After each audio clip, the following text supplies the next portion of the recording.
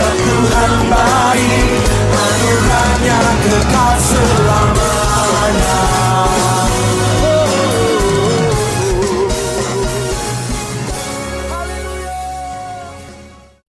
Mari kita naikkan lagu ini, hari ini kurasa bahagia.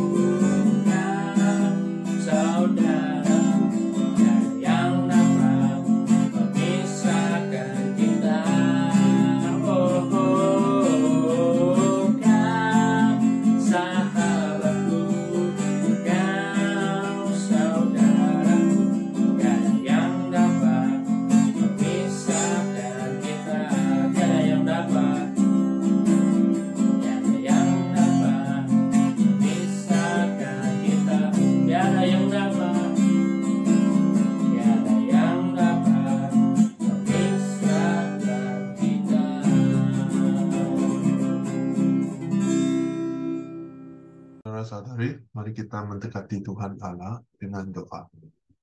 Bapa Tuhan yang di surga, kami tampil di depan-Mu. Kami ingin mengucap syukur untuk kehidupan, untuk hari yang baru hari ini. Bapa Tuhan, kami serahkan masa ini untuk membaca Alkitab, untuk memahami kehendak-Mu. Mohon Roh Kudus terus membimbing kami. Dalam nama Yesus Kristus kami berdoa. Amin. Saudara-saudari, kemarin kita bincangkan tentang hidup yang mengabaikan Allah. Jadi macam mana dengan hidup yang menghidupkan keimanan? Jadi Mika dia cakap sekali lagi, kita tengok apa yang dia cakap dalam buku Mika bab 3 ayat 8. Buku Mika bab 3 ayat 8.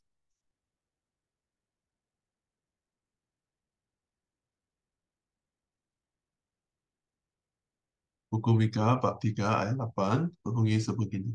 Tetapi bagi diriku, Tuhan memenuhi aku dengan kuasa dan rohnya. Dia memberi aku pengertian tentang keadilan dan juga keberanian untuk memberitahu umat Israel tentang dosa mereka. Mika kata, kalau banding dengan para berkuasa atau nabi-nabi yang kita bincangkan kemarin, dia amat tidak sama. Mengapa? Dan macam mana dia menghidupkan kepercayaan dia? Yang pertama sekali, dia dipenuhi dengan kuasa dan roh Allah. Yang pertama sekali, dia mengembalikan semua kemuliaan kepada Tuhan. Dia kata, bukan dia sendiri yang pandai, tetapi dia dipenuhi dengan kuasa dan roh Allah. Apabila kita benar-benar mempercayai Tuhan Yesus sebagai Juru Selamat, Tuhan janji kepada kita, Roh Kudus akan menyertai kita dalam kehidupan. Memberi kita kuasa apabila kita perlu buat, mahu buat, ataupun perlu mengikut kehendak Tuhan. Kita akan ada kuasa untuk menentang dengan kuasa luar. Kita lihat dalam ayat 9.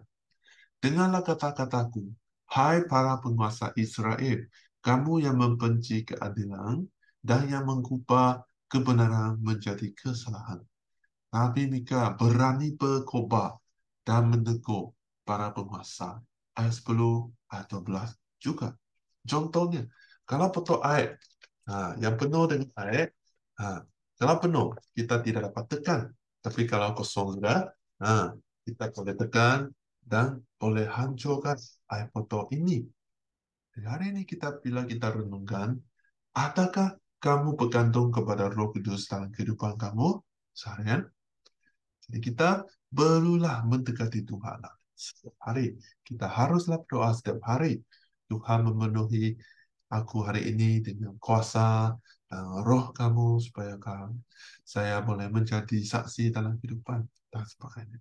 Setiap hari mendekati Tuhan Allah dan berdoa akan dipenuhi dengan kuasa dan roh Allah. Yang kedua, pengertian tentang keadilan. Mika kata, dia ada pengertian tentang keadilan yang diberi Tuhan. Nabi Mika, dia dapat membezakan apa itu yang adil dan yang tidak adil mengikut kehendak Allah. Dalam ayat 10, dia menegur para penguasa yang tidak adil. Dia kata, kamu membina Yerusalem, kota Allah, berasaskan pembunuhan dan ketidakadilan. Dia menegur penguasa yang menjalankan pemerintahan untuk mendapat rasuah. Hari ini, kita juga perlu berdoa kepada Tuhan untuk menolong kita dalam kehidupan. Supaya kita memang tahu macam mana untuk adil kepada semua, sama ada dalam keluarga, adil terhadap semua ahli keluarga, terutamanya kasih sayang terhadap semua anak-anak dalam kerja dan sebagainya. Yang ketiga, Mika ada keberanian untuk memberitahu kebenaran. Yang terakhir, Nabi Mika, dia mempunyai keberanian untuk memberi kebenaran. Dalam ayat 8, dia kata, dia ada keberanian untuk memberitahu penguasa-penguasa dan umat Israel tentang dosa mereka. Dalam ayat 11, Nabi-Nabi berkata bahawa Tuhan menyertai mereka. Nabi Mika berani menegur mereka, menyatakan wahyu mereka menyatakan wahyu hanya untuk mendapat wang sahaja. Saudara-saudari, hari ini kita juga mahu tanya kita diri sendiri. Adakah diri kita membuat seperti penguasa atau nabi-nabi yang tidak memberitahu kebenaran? Kita harus berhati-hati terhadap diri sendiri.